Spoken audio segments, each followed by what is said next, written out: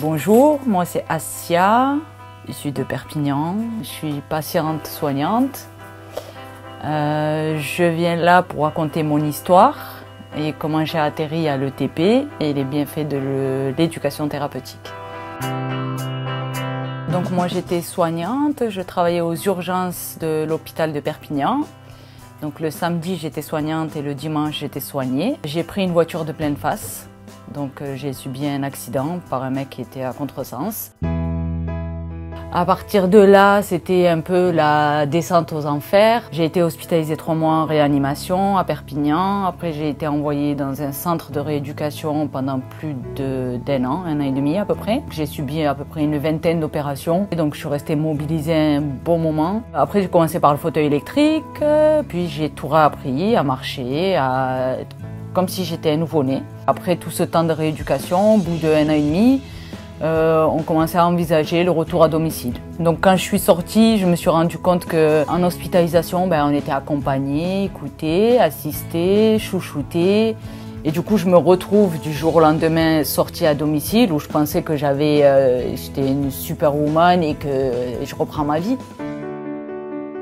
À ce moment-là, ça va pas forcément bien parce qu'il y a toujours des choses qui vont pas et des choses pour lesquelles j'ose pas en parler en fait. J'avais plein de choses qui faisaient que c'était un frein social, des paresthésies, des incontinences urinaires, une perte de confiance en moi. Et j'avais honte de parler de ça. Et en même temps, les médecins ne pouvaient pas le deviner.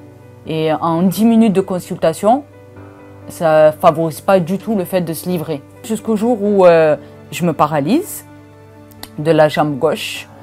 Là, on décide de m'opérer. Il se dit, avec tous les matériaux, là, j'avais 50 pièces dans ma jambe. Avec tous les matériaux qu'elle a forcément un nerf qui est bloqué là-dedans. Et après l'opération, ma jambe, elle se réveille toujours pas. On creuse un peu avec un neurologue et on m'envoie faire des IRM et on me détecte une sclérose en plaques. Donc, à ce moment-là, j'ai vraiment fait une dépression intense. Donc, je suis suivie à Montpellier par le neurologue et il me propose... Et je lui parle des pairs, que j'avais vu qu'il y avait un système de pairs qui existait. Et il me dit, c'est comme l'éducation thérapeutique et c'est comme ça que je suis rentrée dans l'éducation thérapeutique.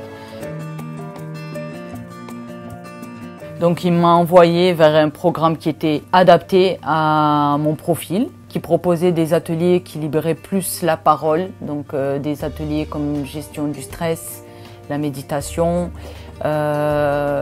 s'exprimer par la photographie. Après, il y avait des ateliers qui étaient plus adaptés à la maladie en soi, donc comment prendre ses traitements, et les bénéfices, pourquoi. Ça a été une révélation. Les ateliers communication, les ateliers avec des patients experts, des patients partenaires. Je me suis reconnue dans certains patients et ça m'a fait un bien fou et j'aurais vraiment aimé en bénéficier avant. J'étais incompris, j'étais en colère et j'étais en colère contre la vie pour tout ce qui m'arrivait. C'est normal, je faisais toutes mes phases de deuil. Mais qui c'est qui prenait le plus cher? C'était les personnes qui étaient là au quotidien à côté de moi. L'éducation thérapeutique, elle prend en compte ça aussi. Elle prend en compte la famille. Ils ont ce temps d'échange, ce temps d'écoute. Et ça, c'est super important. Et de mes maladies, j'en ai fait une force. Et tout ce cheminement, ils m'ont fait comprendre que je suis d'abord Assia. Et la maladie, elle est là, je la tiens par la main, je l'accepte. Avec le bien que ça m'a fait, j'ai voulu moi aussi, du coup, le transmettre. Et j'ai vu qu'on pouvait devenir patient expert, patient partenaire. Donc j'ai décidé de m'inscrire dans ce DU-là. Aujourd'hui, j'ai fait les 2 DU. Je me suis découverte professionnellement. Je suis une formation pour devenir formatrice. J'enseigne de l'éducation thérapeutique dans les DU. Je fais des ateliers dans les programmes d'éducation thérapeutique. Cette résilience, grâce à l'ETP, ça m'a ouvert des portes plutôt extraordinaires. J'ai appris à me connaître, j'ai appris à m'écouter.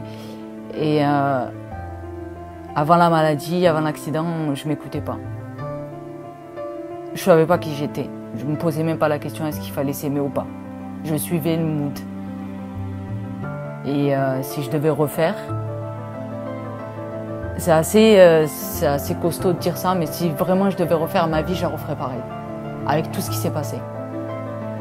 Parce que c'est une sacrée leçon de vie.